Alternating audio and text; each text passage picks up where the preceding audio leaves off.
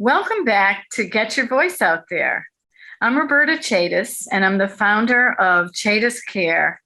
And as a caregiver, I deal with many different clients who have challenges. They have challenges with their hearing, they have challenges with their eyesight, and some of them also have different types of challenges that you'd never imagine. So today I am delighted to have the honor to introduce to you Margie McNally, and she is a certified aging in place specialist. The name of her business is Interior Business Design, actually Interior Elements Design. And I'm very happy to have you on the show, Margie. Nice to see you. Thank you for having me, Roberta. So the best thing to do at this point is to let you tell our audience how you started your business and some of the reasons you got involved with this type of business. So the floor is yours. Absolutely. First of all, I'm so happy to be here and share this information with others. I've actually been an interior designer for over 30 years. So I started my business as a conventional interior designer, working with people in window treatments and dental offices and space planning. And then in the early years of my career, I developed asthma and allergies, and I learned how impactful the environment is on our health. So I started to focus on how to create healthy environments for people to prevent asthma, allergies, chemical sensitivity. And I have learned a ton over the last 30 years. It's only in the last, 3 years, maybe since the pandemic began, that I decided to obtain my Certified Aging in Place Specialist designation, or what they call CAPS, through the National Association of Home Builders. And that was through a situation with my own mom, who's 94, and she lives independently. And during the pandemic, I lived with her, and I was able to see how poorly designed these 55 plus communities are, and started to make some modifications there. So I was able to help her modify her environment so it's more accessible and safe. And that's when I achieved my Certified Aging in Place Specialist designation. So what I feel the culmination of all of the things that I have done over the past 30 years, whether it be space planning, healthy home, indoor air quality, asthma, allergies, aging in place, have all kind of come together to create like a perfect consulting practice to help people improve their spaces, basically. That's great. I know we all end up doing something that we never expect we're going to do. And it's always interesting to hear how one thing leads to another thing and another thing. What are the other things that you've done in your career? I've actually taught, or I continue to teach for Boston Architectural College long before Zoom was popular. I did online teaching for the college since 2008, and I started teaching a class called Materials, Resources, and Indoor Environmental Quality. So I continue to do that to this day. And then I've also added on a course with BAC on lighting and health. So lighting design for health. So I basically teach students how to light environments that are affecting people's circadian rhythm. It's just an interesting philosophy all around when we talk about lighting and how it affects our moods and our sleep patterns. And especially this also relates to the aging population, because a lot of the elder folks have sundowners, and having the proper lighting during the day, which is a cooler color temperature, versus at night when we need it to be like lower and warmer lighting to induce good sleep patterns. All of this comes into play with my consulting. So I've really enjoyed kind of putting all of these things together to help people live better lives. Yes, it's very interesting. I know I have a lot of clients who have diminished vision. I like to say diminished vision because they're not quite blind, but their vision is really, really bad. And light does bother them. Even in the sunlight, the glare, and, you don't realize what that's doing to them. And I know we're talking now at a time when the attention is going to fall prevention. And of course, lighting can affect that, correct? Absolutely. I feel like every month is Fall Prevention Month, or it should be Fall Prevention Month. I know. But, particularly September has been Fall Prevention Month. And I just want to cite some statistics here. According to the National Council on Aging, every 11 seconds, an older adult is seen in an emergency department for a fall-related injury. According to the U.S. Centers for Disease Control and Prevention, the CDC, and other falls research, more than a quarter of Americans age 65 and over fall every year. Falls are the leading cause of fatal and non-fatal injuries among older adults, and the cost of treating injuries caused by falls is projected to increase to over $101 billion by 2030. Of course, as us baby boomers come to age. Falls result in more than 3 million injuries treated in emergency departments annually, including over 800,000 hospitalizations. In 2015, the total cost of non-fatal fall injuries was $50 billion. So with each year, about $754 million is spent on medical costs related to fatal falls. And then for older adults in the US, fall death rates went up by 30% from 2007 to 2016. And researchers predict that there'll be 7 deadly falls every hour by 2030. And then we also talked, like you had said, the low vision, that's part of the problem. And also people with mild hearing loss are nearly 3 times as likely to fall.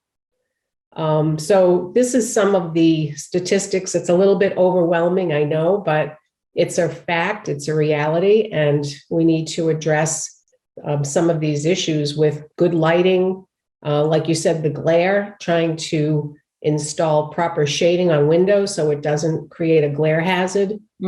There's so many other things that we can do, like lighting stairways, and there's just a multitude and a myriad of solutions for these problems. It's so true. And having had the experience of dealing with seniors who are using a walker and they are nervous. I had a client with very limited eyesight. And she was so nervous about going from one place to the next that she was literally shaking. So you add that shaking and nervousness, she can't see. She had good hearing, but she would invariably or inevitably have a fall. And I would wait to hear, one day and every day or every other day, there would be something that would happen. And she had a lot of help. So I'm wondering, the bathroom is usually an issue. Yes. The kitchen is usually an issue. And I'd love to hear from you as to some of the things that are common that we could be helpful in the home with. Definitely. I mean, as far as lighting is concerned, it can be as simple as changing a light bulb. So I'm an advocate for good under cabinet lighting in kitchens so that you can see the task at hand. And we can get into foot candles and recommended illuminated levels and all of that stuff, but we won't do that today. But I'm an advocate for just simple solutions. It doesn't have to cost a lot of money. So let me tell you a little story. I had a client that I was helping her design redesign her living room. She's elderly. And she wanted me to get something for her down the basement. And so I turned the switch on at the top of the stairs, and she said, well, give that a few minutes. It takes a while for it to come to full brightness. And I said, what kind of bulb do you have in there? Like a fluorescent from the 80s, I guess. And I said, hold on a minute. And I went out and got an LED bulb, changed the socket, just a easy screw-based socket lamp. And then there was another one at the laundry, same thing, changed that out. And she was amazed. She said, what a game changer. Like now you can turn the light on and you have instant illumination on the stairs where you could fall if you didn't wait. So simple things like that. Bathroom lighting, there are a lot of different products on the market that will be like, provide like an occupancy sensing function. So if you have someone that needs to get up in the middle of the night, they don't need to turn that bright light on. Please. Does anybody have to get up in the middle of the night? I mean, you don't want to wake yourself up by turning the big overhead. All the time.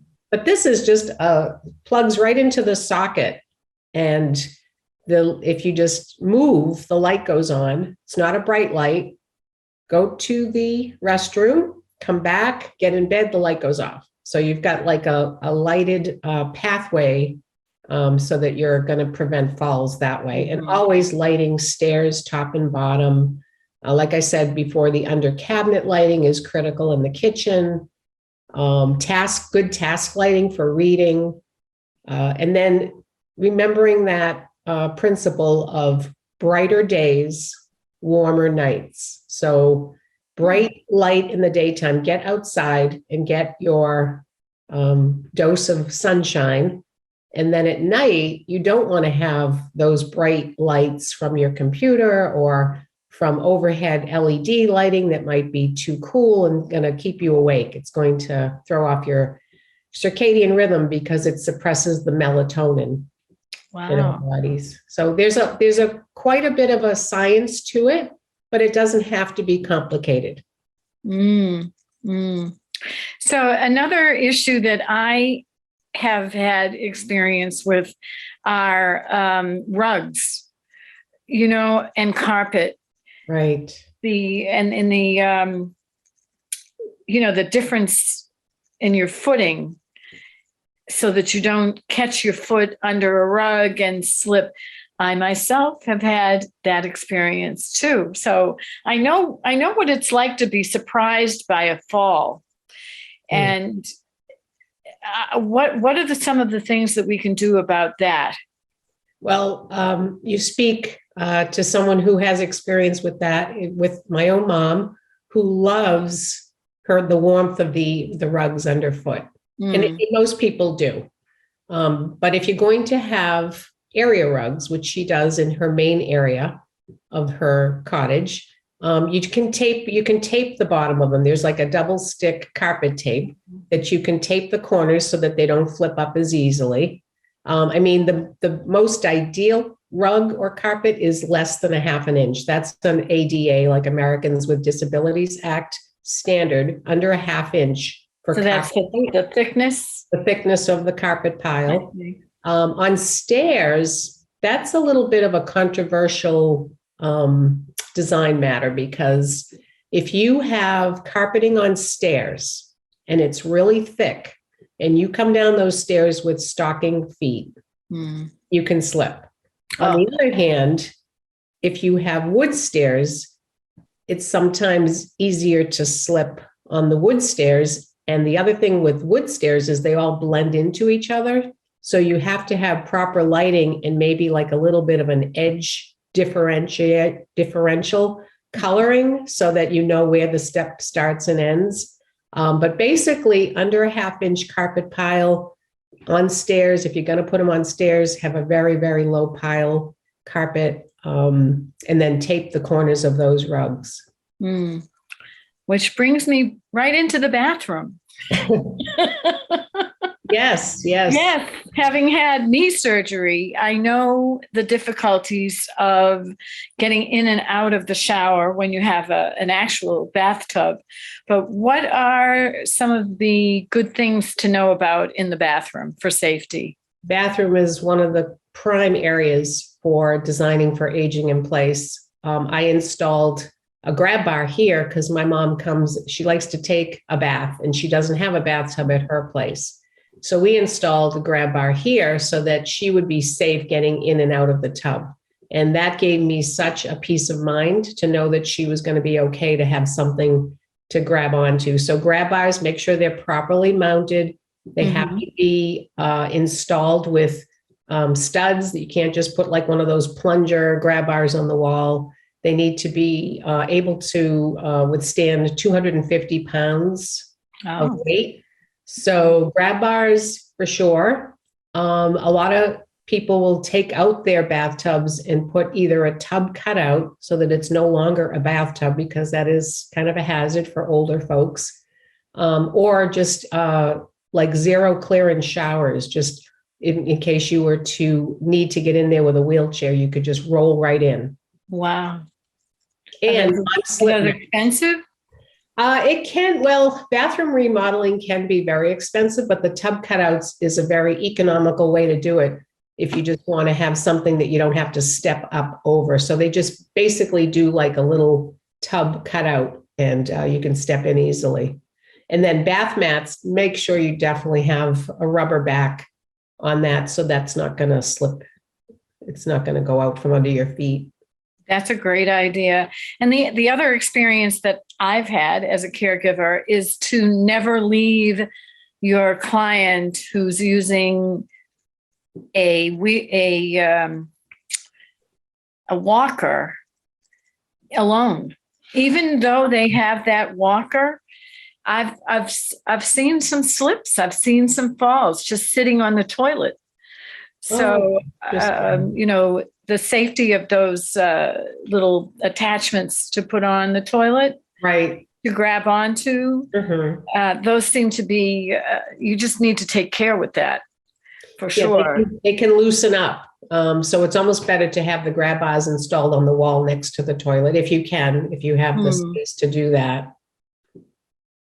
Yeah, definitely. And some of my clients, they're nervous or they can't see. So they're really having trouble sometimes navigating from one room to the next and just getting through the doorways, dealing with doors actually not being fully open or closed. It's something to just keep your eye on, I think. Definitely. And we talk about universal design with designing for aging in place. And, the trend is to build based on universal design so that it's really accessible for everyone, not just people that are aging in place, but the woman that's holding an infant, and has a shopping bag in her hand. Like, you still need lever handles on doors so that you can easily open them and that you don't have to grip, or a place to put down a package on your front stairs. Coming up to the front stairs, you've got things in your hand, you need a place to rest and put things down as needed. So simple tips like that. And there, you're making me think about all of these dangerous situations. The bed, how do you keep someone from falling out of a bed? What's the best thing in your opinion? Well, first of all, not having it not too high. That's pretty critical. And then I remember, and I don't know, this is something that I have to do a little research on. I don't know, but when my daughter was little and she graduated from a crib into a bed, we used to have like little guardrails that we'd slide under the mattress at night. And so she wouldn't roll out. So I'm assuming that they have something similar for the elderly to put on the side of their bed. But basically it's really just making sure that that bed isn't too high, and also lighting beside the bed. So if they did step out, there's like under bed lighting that can help them navigate. better at night if they're using the bathroom in the middle of the night. Absolutely. Well, as I'm asking these questions, I'm sure our audience is wondering, how do I get in touch with Margie McNally? What's the best way for them to do that? Sure. So they can check out my website in www.interiorelementsdesign.com. And they can also reach out to me at margie@interiorelementsdesign.com, or just call me. If you're old fashioned, you just want to pick up the phone and have a conversation. I'm at 508-367-0729. And I'm happy to talk to you about any issues and concerns that you may have. I do a lot of talks at councils on aging. I have a lot of fun with the folks there, and we play games at the end of the session. And I just love sharing information with people on how to be safer and how to improve their spaces. Yes, it's very important. And I'm just thinking again about the statistics of how often people fall. You don't realize how many people have an accidental fall. I really want to take myself out of the picture because I've had a number of falls, didn't even expect to fall. So when you're challenged with weaker muscle control and eyesight and, you're frailer, it really makes a difference to keep your eyes on the safety of whoever your loved one is that may be living at home with you. So I don't know, any other ideas you have would be great.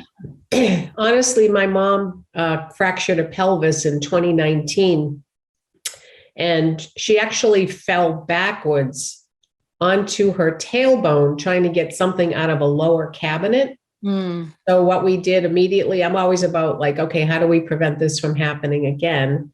And we installed roll-out shelves for her kitchen cabinets. So she can be in front of the cabinet. She doesn't have to get down low to find something at the back of the cabinet. Those shelves roll right out.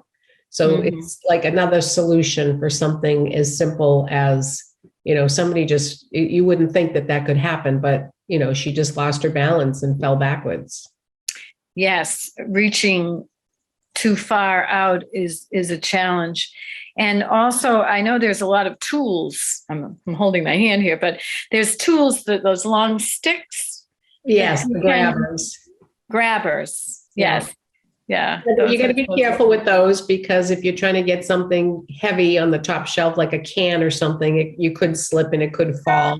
And then step stools are great, but they must have a handle on them on the top, someplace for them to grip. I have some fabulous images that, can be almost funny at times when I show some of the things that my mom has done. And I'm like, don't do this at home, But I know it. Safer equipment, safer. If you're going to have to step up a couple to get something on an upper cabinet, make sure you have that proper designed step stool. It's got to be lightweight. It's got to have a handle on the top. And then how could we forget to mention the danger of tripping over a pet, like a cat or a dog, when you don't really know they're right in front of you? Right. Any suggestions on that for pet lovers? No. My mom wanted a cat. Well, she still wants a cat or a pet. And I keep thinking, oh my gosh, it's too dangerous. I'm just afraid you're going to trip on that pet. Maybe putting a bell around its neck so you know where they are. I don't know, but. Oh, I like that idea. That's a perfect idea. Right. I mean, they offer so much companionship. And I know my mom would love to have a cat on her sofa next to her every night, but I haven't indulged her. I know. Well, the subject of safety, it's not just for older people, it's for all of us. That's right. So, the work that you're doing is definitely critical. And I was wondering, as we come to the end of this show, I wonder what you might have to say about what's coming up in the future. Like, what are some things that we might want to think about? Sure. So since I obtained the CAP certification, I have joined a multitude of different groups for people that offer services to seniors. And all I can say is the resources out there are many, and nobody has to be alone. There are people that come and help you manage your pills. There are people that come out and socialize with you.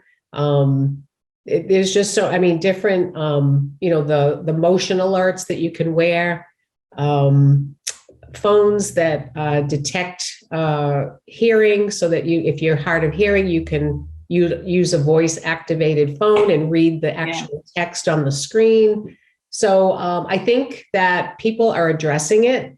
There'll be a lot more services out there that cater to people that are staying in their home, because the cost of long-term care is not always affordable for people. So I think we're going to continue to see strategies and products to keep people in their homes. And one thing to focus on and to remember is that even though people are aging in place and staying in their homes, it's really important that they don't become isolated, because they lose that socialization when they stay in their home. So, events have to be planned, activities have to be scheduled. So, but I do think that we will continue to see an uptick on resources and attention to this as the baby boomers. I forget the statistic, but by 2030, there's going to be so many people over the age of 65. And so we need to address it. Yes, definitely.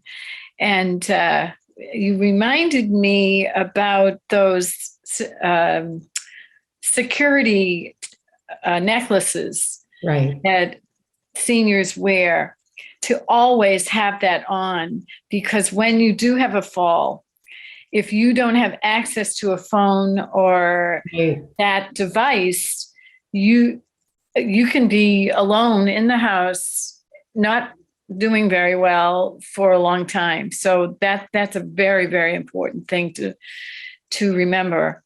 And also, when your senior is not living with you, to go and visit them as often as you can, because it's just critical. Exactly. You don't know what they're going to get into. I know. Right. I know what I see.